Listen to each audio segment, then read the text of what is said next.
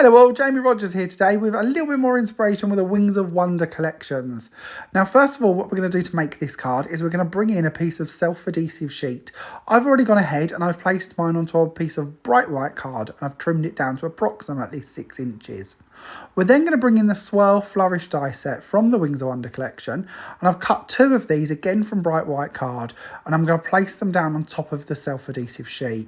Using the protective piece that we've removed from the top, I can then put that down on top, give it a little rub and make sure that those flourishes are nice and burnished down onto the self-adhesive without actually sticking myself to it, because that's not a good idea as you're about to see, because it will lift up. So make sure you use your sheet as the part to push down on. Once we have that in place, we can now bring in some gilding flakes maybe, or different glitters.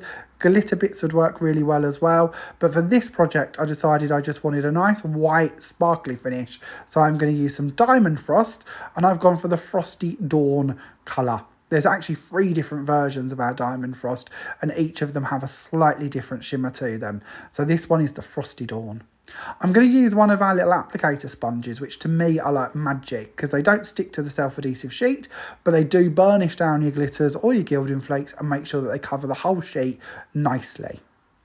Once we've done this, we can then of course pop all that glitter back into the pot so that we've got it for another day as well.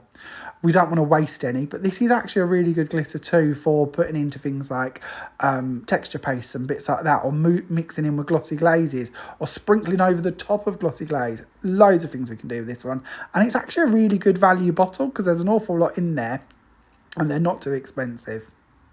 The Flourish die itself obviously is a really good one as well for Valentine's Day and anniversaries and weddings, because it has that little heart detailing in there that you might just pick out within the swirls. Certainly depending on the colours you use this with will depict on whether that has that feel to it or it doesn't. And I actually really like sort of infilling over the top of this with flowers and bits and using that more like a foliage swirly background. Going on to my card, my actual card blank for this project is 6 3/4 inches by 6 3/4 inches, and I'm just going to add on some mats and layers. I've gone for a white, bright white version of a square first of all, and now I'm going to bring in some of our gold mirror card and I'm going to lay that on top of it. But of course you could go between the shades you wish to. You can get a lovely view of my overhead camera in this one, which is good because it shows just how shiny our mirror card is. I'm then going to take off the lids of our foam tape, and I'm going to place the panel that we started with onto the top of this stack level on the card. Bearing in mind that this panel is approximately a 6 by 6 panel, so again it could be expanded out to larger areas if you'd like to.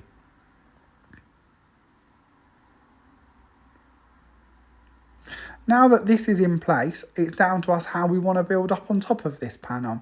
Now I decided that I didn't want too much open area in the middle, so I've brought in just a couple of mats and layers, again white and gold, sticking with that theme, and I'm just going to again pop some foam tape onto this one to give it a bit of dimension as well, and we're going to place this down roughly in the middle of the card. Now on top of this, I wanted to bring in some more white cardstock, but I didn't want it to be too simple. I wanted it to have a little bit of texture, but I didn't want to have to actually emboss it. So I'm going to bring in a trick I like to do quite a lot actually. This is scoring your cardstock to give it texture. So usually we use scoreboards for making boxes and bits like that, or folding our cards. I'm a big fan of using this just to create texture. So on the finished card that we're going to see in a moment, I'm actually going to use an inch scoreboard, and I'm going to score it every ½ inch.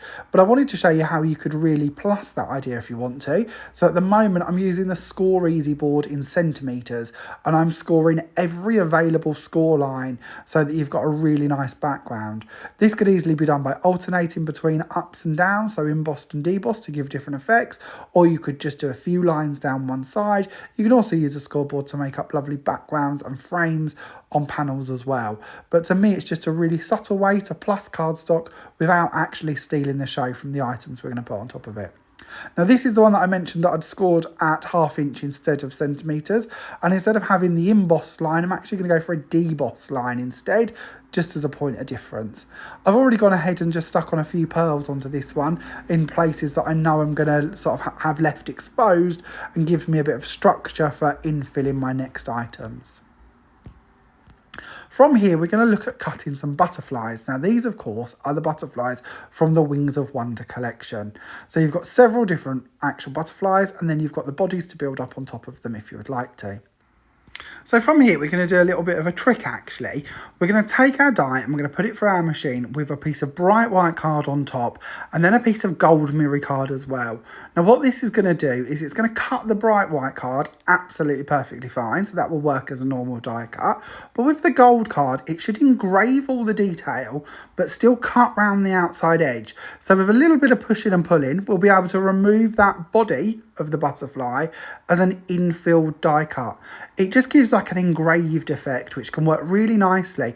It also means for filigree dies such as this one, you've got a backing panel to put behind them.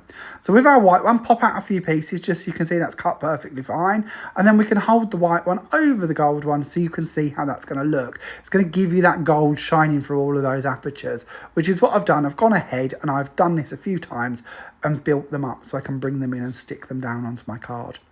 Now I've gone for some little foam squares to go underneath my ones, and I've double stacked the white ones with one gold on the base so that the gold shines through, but we've got wings that we can lift up into the air to give a bit more dimension to these as well. It's a really fun way to play around with your dies. Now moving on, we're going to play with some flowers, and we're going to use the Cherry Blossom collection from, once again, the Wings of Wonder set. Now when these ones die cut, they also deboss into each of the petals. Something I really love with a flower, if we can get them deboss pieces in play.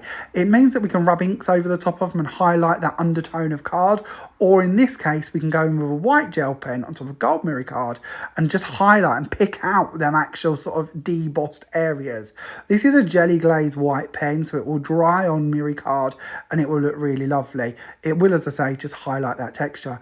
A stays on pad is another really good one to wipe over the top on mirror card because you'll still get them gold inlays, but you'll end up with a colour ink pad obviously dominating the top layer to give you two-tone flowers. I'm then just going to take a few flowers just quickly and pop these on again on some foam tape just to give them a little bit of dimension to them. I'm going to move these about slightly, but it gives you an idea of just what I'm looking at here. With that flower set, you've got quite a few different sizes. So again, we can go for big flowers or little flowers. We can double stack them, triple stack them, or however you wish to build them up. For my leaves, I've just given them a little bit of a curve so that they've got a little bit of body to them. They also shape really nicely with tweezers if you would prefer to have crimpled edges to them, or you could use a bone folder or just wrap them around the end of something like a paintbrush to shape them out. You'll find a video on my Jamie Rodgers crafts page showing you all of them techniques on how to create flowers and how to form them if you'd like to know more about them techniques. I'm then bringing in the foliage, which again is within that set, and just building up around in them flowers, making it look like the butterflies are sort of flying over the top of the flowers with all them beautiful leaves coming up around them as well. And that completes our card. How simple and easy was that? So for your shopping list, you are going to need the butterflies, the cherry blossoms, and the swirl flourishes, all from the Wings of Wonder collection. And all of the products I've used today are, of course, available from all good creative expression stockists worldwide. If you have any questions, don't hesitate to pop them in the comments. Thank you very much for watching. Bye for now.